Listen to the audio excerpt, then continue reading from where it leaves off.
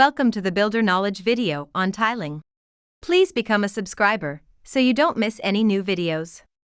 We will start flooring finishes with composition, vinyl, sheet flooring.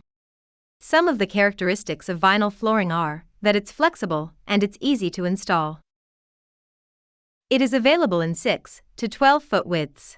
These sizes enable most installations to be made free of seams. And it can be installed over concrete, plywood, or linoleum. Now let's see about the installation. Spread sheet smoothly over the floor.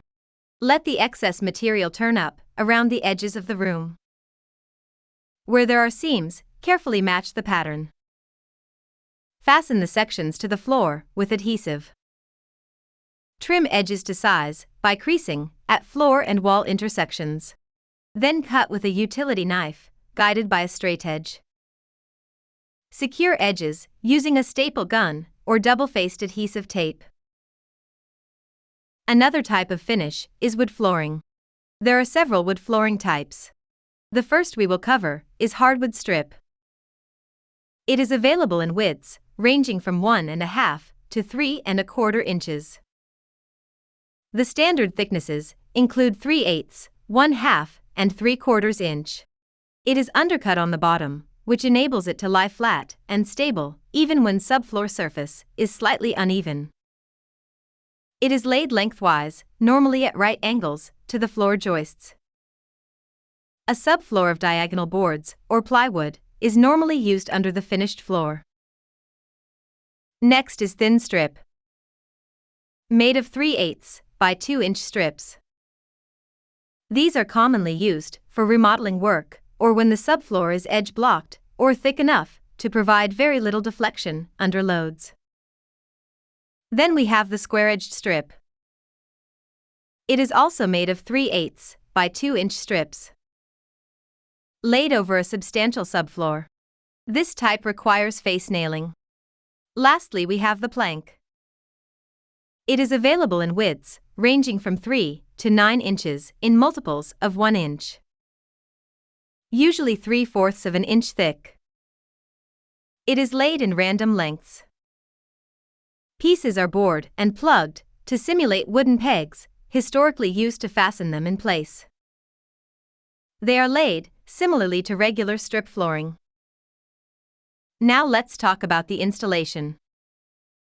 Reminder for you that flooring should be laid after all other interior finishing, except for base, casing, and jambs, is complete. If installing on board or plywood subfloor, inspect and repair subflooring as required. Cover board subfloors with felt or heavy paper. Plywood subfloors do not normally require felt or paper. Lay strip flooring crosswise to the floor joists. Place the first strip 1/2 to 5/8 inch away from wall. Drive nails through the finish floor, through the subfloor, and into the joists, rather than only into the subfloor. Drive the first nails straight down through the board at the groove, near enough to the edge, so they will be covered by the base or shoe molding. Drive nails into the tongues at an angle of 45 to 50 degrees. Do not drive nails flush into the tongues. To prevent damaging the tongue edge with the hammer head, set these nails with a nail set. Drive each board tightly against the previous board. Cut and use cracked pieces at the ends of a course or inside a closet. Place and nail the last strip in the same manner as the first strip so the base or shoe covers the nailing at the edge. Now, what if you want to install on a concrete subfloor? You will need to place a waterproof or water vapor resistant coating on the concrete to aid in further reducing moisture.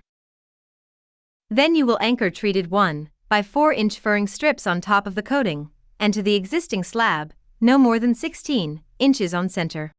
Then lay a vapor barrier, such as a 4mm polyethylene or similar membrane, over the furring strips.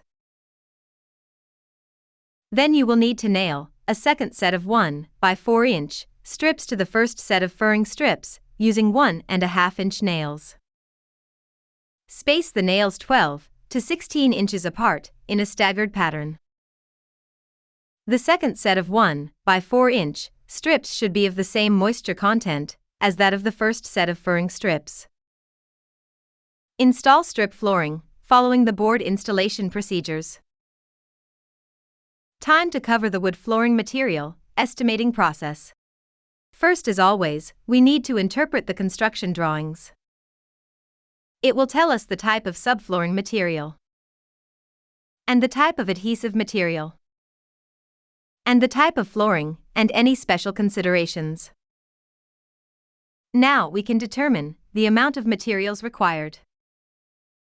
We need to determine the square footage of area to be covered by wood flooring. Determine amount of flooring material required to cover the area. Determine amount of adhesive and fasteners required for the project. Determine any other materials required for the project, such as vapor barrier. Now for the math, it is the length and width of one piece. Get the square footage of that piece, and divide your square footage by the square footage of your piece. That will tell you the total pieces you need. Also, outside of any packaging, will show you what it covers. Thank you for watching our video. Please subscribe if you haven't already. We don't want you to miss any videos.